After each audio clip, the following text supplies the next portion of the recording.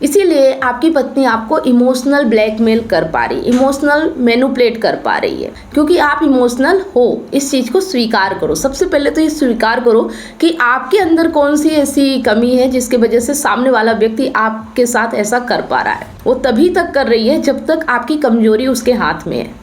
जिस दिन उसे समझ में आ जाएगा कि आप अब उसकी नहीं सुनोगे, उसके पीछे नहीं पड़ोगे, आप उसकी बात नहीं मानोगे और आपको उसकी ज़रूरत भी नहीं है। अगर उसको भी आपकी ज़रूरत है तो वो भी आपके साथ रहने का प्रयास करेगी, नहीं तो आपसे ऐसे ही दूर भागती रहेगी और आप ऐसे ही उसके पीछे पड़े रहोगे। चलिए, आप लोगों ने जो वीडियो में कमेंट किया है उन पे बात करते हैं और आपके कमेंट का समाधान देते हैं। मैडम, मैं अपनी पत्नी से बहुत परेशान हूँ। पत्नी चीट करती है, इमोशनल मैनिपुलेट करती है, कोई बात नहीं सुनती। अब तो मुझे एक बेटी हुई है, वो मायके गई है, तब से बहुत ज़्यादा बदल गई है। उसकी माँ भी उसका साथ दे रही है। बहुत ज़्यादा परेशान हूँ मैं, मुझे मेंटली बहुत दिक्कत हो रही है। दोनों माँ बेटी बहुत साथी रहे और मेरे घर वाले मुझे नहीं समझ रहे, क्या करूँ? प्लीज़ ये टॉपिक पे वीडियो बनाएं। तो देखिए, आज आपका टॉपिक मैंने ले लिया। आपने बहुत दिनों पहले कमेंट किया होगा, 2 दिन हो गए। हाँ, 2 दिन के अंदर तो मैं कमेंट ले ही लेती हूँ, तीसरे दिन वीडियो बनाती हूँ। तो चलिए, आज आपको समाधान दे ही देते हैं जो मुझसे आता है। ठीक है, जो मैं कर सकती हूँ मैं उतना ही आपको बताऊँगी। बाकी आपको खुद ही अपना समाधान उस सिचुएशन में करना होगा जिस सिचुएशन में आप हो। बस मैं जानकारी दे सकती हूँ कि आप क्या क्या कर सकते हैं। ध्यान से समझिएगा। अगर आप अपनी पत्नी से बहुत परेशान हैं तो इसकी वजह है कि आप इमोशनल हैं, आप भावुक हैं और आप मोहित हुए हैं, मोह में पड़े हुए हैं। जब आँख के सामने मोह का पर्दा आता है ना, तो आपको सही चीज़ें दिखाई देना बंद हो जाती हैं। इसीलिए आपकी पत्नी आपको इमोशनल ब्लैकमेल कर पा रही, इमोशनल मैनिपुलेट कर पा रही है, क्योंकि आप इमोशनल हो। इस चीज़ को स्वीकार करो। सबसे पहले तो ये स्वीकार करो कि आपके अंदर कौन सी ऐसी कमी है जिसकी वजह से सामने वाला व्यक्ति आपके साथ ऐसा कर पा रहा है। पहली जो चीज़ आपको समझना है वो है इमोशनल कमज़ोर होना, है ना। कुछ लोग होते हैं इमोशनल होते हैं लेकिन वो मजबूत होते हैं, लेकिन आप इमोशनली कमज़ोर हो। इस चीज़ को ध्यान रखो और अपनी कमजोरी को ख़त्म करना है। जब तक आप इसे ख़त्म नहीं करोगे, जब तक आप इसे समझोगे नहीं, आपको ऐसे ही इमोशनल मैनिपुलेट होना पड़ेगा। और अगर वो अपने माँ की सुन रही है, किसी की भी सुन रही है, आप देखो कि आप उसके साथ किस लिए जुड़े हुए हो, आपकी ज़रूरतें क्या है। क्या आप उसके बिना भी अपनी ज़रूरतों को पूरा कर सकते हो? क्या आप उसके बिना रह सकते हो? क्या आप इंडिपेंडेंट हो कि आप अपनी पत्नी के ऊपर डिपेंड ना रहो किसी भी चीज़ के लिए? अगर आप ऐसा कर सकते हो ना, तो फिर आपकी पत्नी उस दिन से आपको मैनिपुलेट करना बंद कर देगी। वो तभी तक कर रही है जब तक आपकी कमजोरी उसके हाथ में है। जिस दिन उसे समझ में आ जाएगा कि आप अब उसकी नहीं सुनोगे, उसके पीछे नहीं पड़ोगे, आप उसकी बात नहीं मानोगे और आपको उसकी ज़रूरत भी नहीं है। अगर उसको भी आपकी ज़रूरत है तो वो भी आपके साथ रहने का प्रयास करेगी, नहीं तो आपसे ऐसे ही दूर भागती रहेगी और आप ऐसे ही उसके पीछे पड़े रहोगे। तो लोग, चाहे औरत हो, चाहे पत्नी हो, चाहे पैसा हो, चाहे संसार हो, आप जिसके भी पीछे भागोगे ना, वो आपको ऐसे ही इग्नोर करेगा। ये एक तरह से नेचर होता है, प्रकृति होती है। इस चीज़ को समझना पड़ेगा। तो काम कहाँ करना है? अपने कमजोरी पे काम करना है, अपने आप को मजबूत बनाना है, हर तरह से अपने आप को इंडिपेंडेंट बनाना है, स्वतंत्र बनाना है, आज़ाद बनाना है। किसी के अंडर में नहीं रहना है, किसी के ऊपर डिपेंड नहीं रहना है, किसी के ऊपर, किसी के लिए बिल्कुल ललायत नहीं रहना है कि वो व्यक्ति अगर आपकी लाइफ में ना रहा तो आपकी लाइफ खत्म हो जाएगी। अगर आप अपने आप को ऐसा बना सकते हो तो पत्नी क्या, कोई भी आपको मैनिपुलेट नहीं कर पाएगा। मैनिपुलेट करता ही तब व्यक्ति है जब आपकी ज़रूरतें, आपकी कमजोरियाँ उसको पता होती हैं। ठीक है। और जहाँ सवाल है कि घर वाले भी नहीं समझते, तो आप पहले खुद को समझो। आप दुनिया से उम्मीद मत करो कि आपको कोई समझे। जब तक आप अपने आप को नहीं समझोगे ना, आपको कोई भी नहीं समझेगा। और जिस दिन आप अपने आप को समझ जाओगे, उस दिन आपको परवाह नहीं होगी कि कौन आपको समझता है कौन नहीं। आप जान जाओगे कि आप क्या हो। फिर आपको फ़र्क नहीं पड़ेगा कि कौन आपको क्या समझता है। और ये हकीकत है, इस चीज़ को आप समझो। ठीक है। और अगर आप अपने आप को बेहतर बनाना चाहते हो, आप अपनी कमज़ोरी दूर कर सकते हो, तो मैं आपकी मदद कर सकती हूँ। अगर आप मुझसे मदद लेना चाहो तो दिए गए नंबर पे अपॉइंटमेंट बुक करके आप मेरी मदद ले सकते हो। ठीक है। फिर एक कमेंट है, सही बोली बहन, पर कुछ औरतों को समझ में नहीं आता। ईगो को प्यार का नाम देते हैं लोग। मैं तुझसे प्यार करता हूँ, तुझे मुझसे प्यार क्यों नहीं? प्यार छीना नहीं जाता, प्यार पैदा किया जाता है। देखिए, बात तो आपने सही बोली कि प्यार छीना नहीं जाता, प्यार पैदा किया जाता है, पर इतनी समझ होनी भी तो चाहिए। हमें लगता है कि हम जिसे प्यार कर रहे हैं वो हमसे प्यार क्यों नहीं कर रहा, और हम बदले में सोचते हैं कि हम प्यार कर रहे हैं तो बदले में सामने वाला व्यक्ति हमें प्यार क्यों नहीं दे रहा। इसका मतलब हम ये नहीं समझ पा रहे कि हम भी उसे प्यार नहीं कर रहे, हमारी ज़रूरत है और हम अपनी ज़रूरतों को प्यार का नाम दे रहे हैं, और इसीलिए हम दुखी है, इसीलिए हम परेशान होते हैं।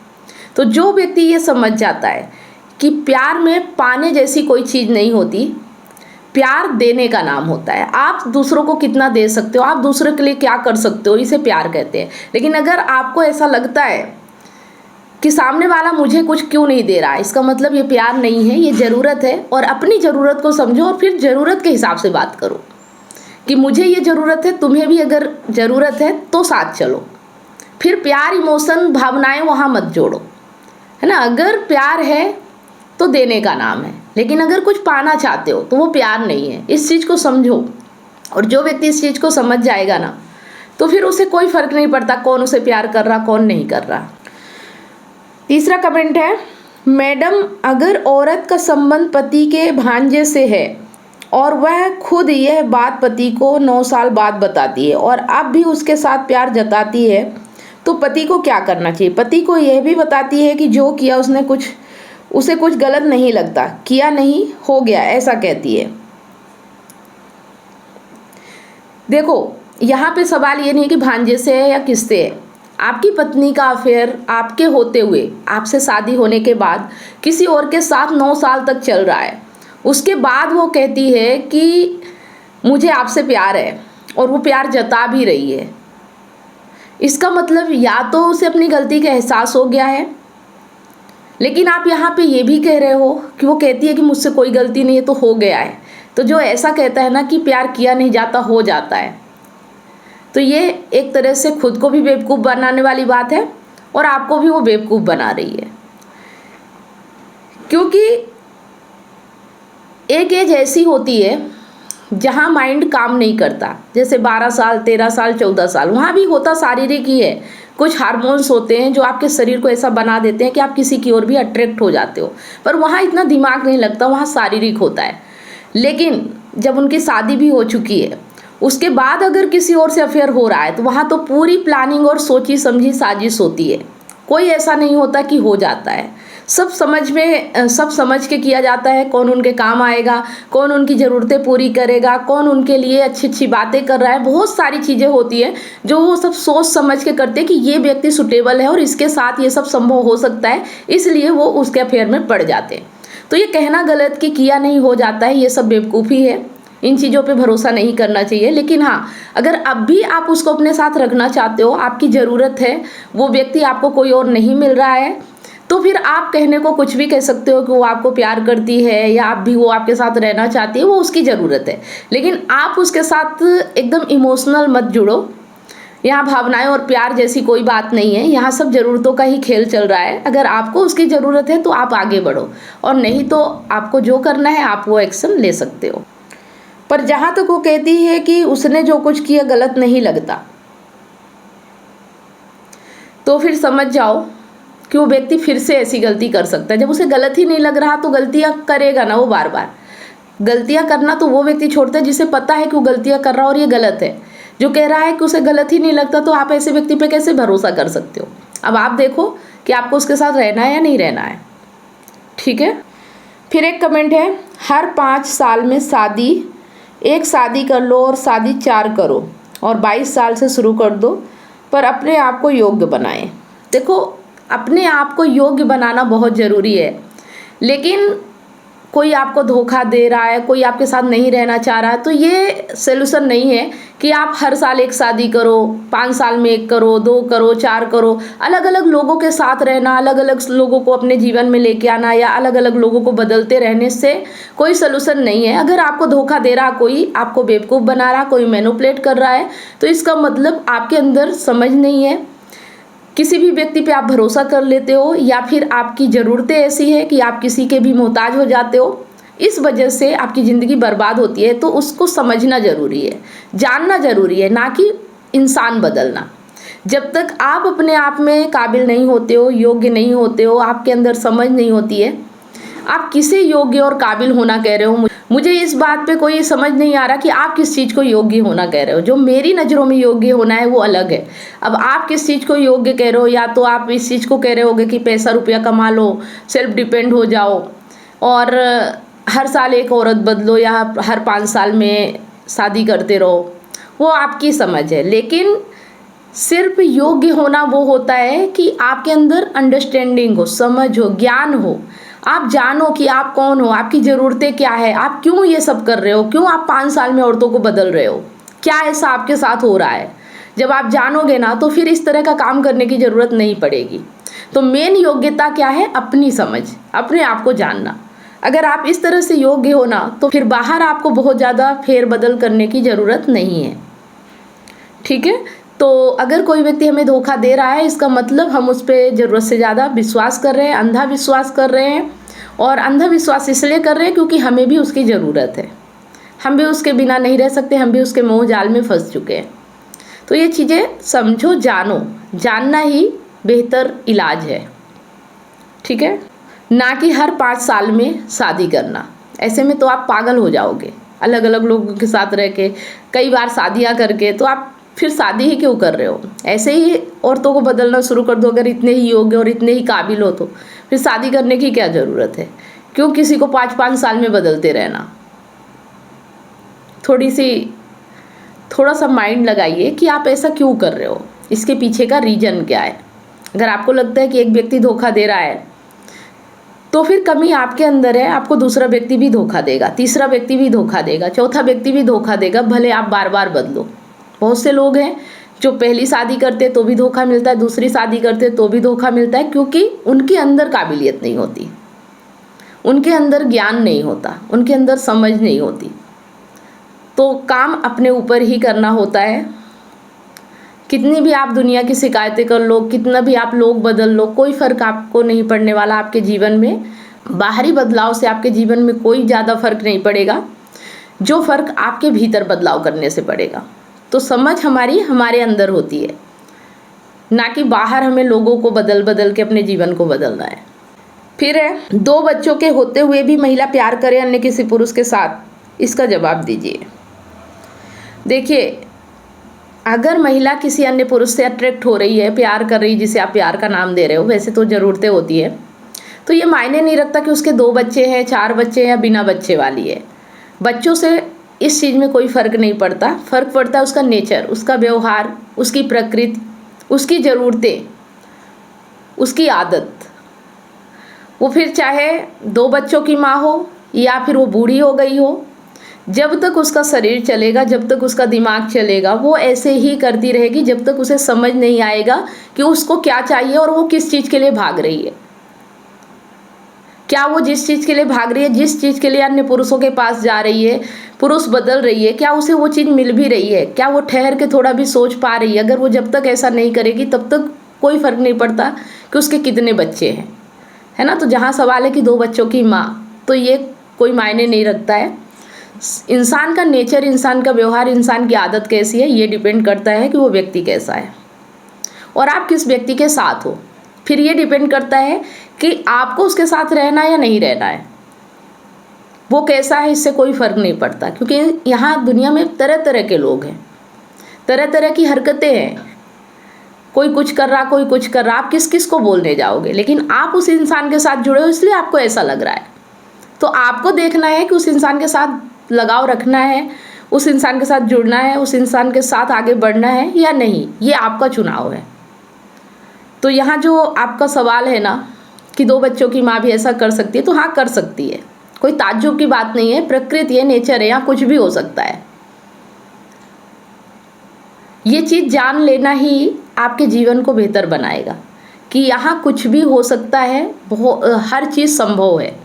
बस ये डिपेंड करता है कि करने वाला कौन है, और जो कर रहा है उसे कितना तकलीफ़ हो रही है वो तो वही जानता है कि खुशी मिल रही है, तकलीफ़ मिल रही है। लेकिन अगर आप उसकी वजह से तकलीफ़ में हो, दुख में हो, दर्द में हो, तो फिर ये आपको सोचना पड़ेगा कि आपको अपने आप में क्या करना है। ठीक है, अगर आप अपने आप को बेहतर बनाना चाहते हो, अपने आप में समझ पैदा करना चाहते हो, ज्ञान लेना चाहते हो, तो मैं आपकी हेल्प कर सकती हूँ। वीडियो में नंबर दिया गया है, अपॉइंटमेंट बुक करिए और डायरेक्ट मदद लीजिए। क्योंकि अगर आप ऐसा सोच रहे हो ना, तो आपको मदद की आवश्यकता है। हर वो व्यक्ति जो दूसरों की शिकायत कर रहा है और अपने आप को नहीं जानता, हर उस व्यक्ति को अपनी मदद की ज़रूरत है, अपने आप को जानने की ज़रूरत है, अपने आप को समझने की ज़रूरत है। वो कौन है, उसे क्या चाहिए, वो किसके साथ है, उसे दुख क्यों हो रहा है, उसका दुख कैसे दूर हो सकता है। ये सब चीज़ जब आप जानने लगोगे, समझने लगोगे ना, तो ऑटोमेटिक आपका जीवन बेहतर हो जाएगा। जो आप ज़िंदगी जी रहे हो, जो जिस लिए आप इस दुनिया में आए हो। इंसान हमेशा कोई भी काम करता है तो आनंद के लिए ही करता है, और अगर उसे आनंद नहीं मिलता तो वो उस काम से दुखी हो जाता है, परेशान हो जाता है। तो किस चीज़ में है आनंद, आपको वो जानना पड़ेगा। छोटे छोटे आनंद के पीछे भागना बंद कीजिए और बड़े आनंद की तलाश में आगे बढ़िए। ठीक है, चलिए थोड़ा सा और कमेंट ले लेते हैं। पत्नी के माँ बाप की इंसल्ट पत्नी के सामने बिठा के करो, हो सके तो अपने सास ससुर पे हाथ उठाओ ताकि पत्नी डर के रहे। सास ससुर पे हाथ उठाओ, ऐसा कोई क्राइम नहीं। देखिए, क्राइम की बात तो आप छोड़ दीजिए, मतलब क्राइम तो कुछ भी हो सकता है। अपने ऊपर हाथ उठाना, अपनी जान लेना, ये भी क्राइम कहलाता है। तो दूसरों पे हाथ उठाओगे, क्राइम क्यों नहीं होगा। तो पहली बात तो ये है कि क्राइम तो हर चीज़ होता है। अगर किसी इंसान को तकलीफ पहुंचाओगे, किसी को दर्द दोगे, तो वो तो क्राइम ही माना जाता है। ठीक है, और दूसरी बात कि पत्नी को सिर्फ डराने के लिए आप ऐसा करने का सोच रहे हो, ये कौन सी मानसिकता है आपकी। आप सोचो कि क्या किसी को डरा के आप सुकून पा सकते हो, खुश रह सकते हो। आप क्यों उसे डरा के धमका के रखना चाहते हो, जब वो आपके साथ खुशी खुशी रहना नहीं चाहती, जब वो आपसे प्यार नहीं करता व्यक्ति। अगर कोई व्यक्ति आपसे प्यार करेगा ना, तो उसे डराने की धमकाने की ज़रूरत नहीं है। वो तो अपना सर्वस्व निछावर कर देता है, वो सब कुछ समर्पित कर देता है, फिर उसे डराने की ज़रूरत नहीं पड़ती। लेकिन अगर आपको ऐसी आवश्यकता पड़ रही है कि पत्नी को डराना है, तो इस तरह से हरकतें करना है, तो फिर ये समझ लीजिए कि आप मानसिक रोगी हो, जो ऐसी सोच रख रहे हो आप कि किसी को प्रताड़ित करके, किसी को मार पीट के, किसी को डरा धमका के आप ज़िंदगी अच्छी जी लोगे। ऐसे में आपकी ज़िंदगी नर्क हो जाएगी, आप सुकून से जी नहीं पाओगे। तो जिस भी वजह से आप अपनी पत्नी को डराना चाह रहे हो, उस कारण को समझो कि क्या डराने के बाद वो चीज़ आपको मिल जाएगी। प्रैक्टिकल सोचो कि क्या उसको डराने के बाद आपको वो चीज़ मिल जाएगी। समझो इस बात को। और अगर नहीं मिल रही, क्यों अपने हाथों खुद ही क्राइम कर रहे हो। क्राइम ही माना जाएगा, भले ऐसा अभी तक कानून नहीं है, लेकिन आप करोगे तो वो कानून उसी दिन बन जाएगा। तो एक चीज़ आप नोट कर लो, किसी को डरा के धमका के कुछ भी हासिल नहीं किया जा सकता। ठीक है, ये गलत मानसिकता है और ये बुरे प्रवृत्ति वाले लोगों की मानसिकता है। फिर इसका मतलब आप बुरे हो और इसीलिए आपके साथ ऐसा हो रहा है। अपने आप को समझो, जानो। मैं हमेशा यही कहती हूँ, अगर आप में जरा भी बुद्धि है तो जानने की कोशिश करो कि आपके साथ ऐसा क्यों हो रहा है। क्या ऐसा है जो आप अपने आप को समझ नहीं पा रहे हो। ठीक है, क्यों आपको प्यार नहीं मिल रहा, क्यों आपको डराना पड़ रहा है, क्यों आपकी ख्वाहिशें, इच्छाएं पूरी नहीं हो पा रही हैं। बहुत ज़रूरी है जानना, लेकिन आप जो कह रहे हो ना, वो बिल्कुल सही नहीं है। ठीक है, चलिए आज इतने ही कमेंट लेते हैं, फिर मिलेंगे नेक्स्ट कमेंट के साथ। आप लोग वीडियो में कमेंट करते रहिए, इसी तरह से आपको जवाब कमेंट के माध्यम से मिलते रहेंगे। और अगर आप पर्सनल काउंसलिंग लेना चाहते हैं, मेरी मदद चाहते हैं, मैं आपकी मदद करूं, मैं आपको जानने में मदद करूं, आपकी समझ विकसित करने में मदद करूं, आप इमोशनली वीक है, आपको मजबूत बनने में मदद करूं, तो आप बेझिझक मेरा अपॉइंटमेंट बुक कर सकते हैं, जिससे मैं कह सकती हूँ कि आपको समाधान ज़रूर मिलेगा। वीडियो अच्छा लगा तो लाइक करें, ज़्यादा से ज़्यादा शेयर करें और अपनी बात कमेंट के माध्यम से बताना ना भूलें।